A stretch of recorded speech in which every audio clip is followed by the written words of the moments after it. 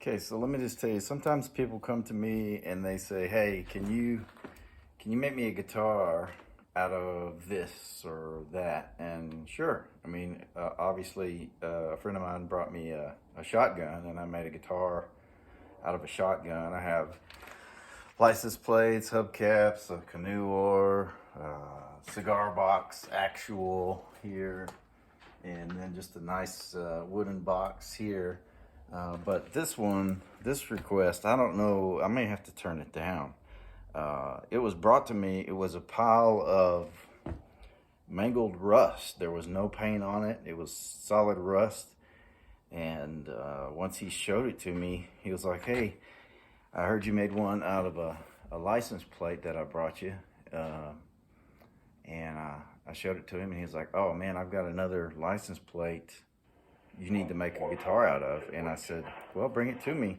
So he brought me this piece of metal that was just a pile of rust, and I cleaned it up, worked on it, reshaped some of the numbers, flattened it out again, and went to hand painting the letters back on there and some of the color, but I tried to keep it aged looking, and then shot a gloss over the top of it, probably about 6 coats of gloss.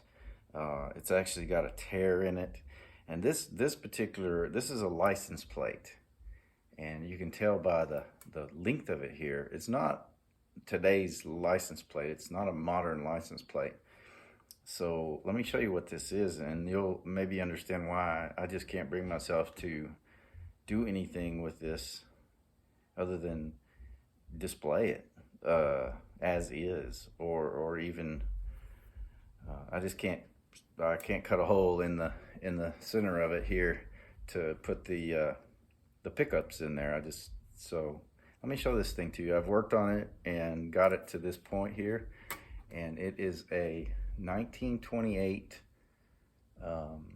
Texas license plate. And it's really kind of funny because they put the word rear on here when all they had was rear license plates. So it's kind of obvious where the license plate went, since it was 1928 and there were no front license plates. So this is just kind of funny, but it's TEX 28. So this is actually a license plate that came off of a friend of mine's grandfather's Model A. It was in his barn, and it just been stepped on over the years. And so here's what it looks like now. And other than that, it's not going to be the next guitar. I have another guitar to show you out of a license plate here real quick. So let's put that away. This is another license plate that he brought me that I felt a little bit better and still a little bit guilty about cutting on it, but made more sense than the last one. This is a 1968 Texas Hemisphere license plate. So you see what I mean? I didn't want to have to cut that 1928 at all to do anything to it. So this one's kind of a cool guitar because it is a 1968 Texas Hemisphere license plate, and I did the same thing to it, restored it, cleared it, just basically cleaned the mud and dirt off of it, and then cleaned it real good and clear coated it. So that's kind of what that looks like. This is the end of the guitar here, and it has some kind of a bracket that I had and a regular old screw. This is a pull chain knob from a ceiling fan. Here's a dowel rod. I had the strings lined up, but I wanted to, after I started playing it and trying to find the right string for this guitar, I put a dowel rod in just to move that string down just a little bit to where it landed right there on that pickup. And as you work your way here, you see the other dowel rod keeps it in line the same. This one's kind of an upgraded version of what I normally do. It's got a metal hook to hang it up with instead of a piece of orange 550 cord. It's got a nice big oversized tuning, and we've got to stick with some stuff. There's some baling wire for you, clean new baling wire.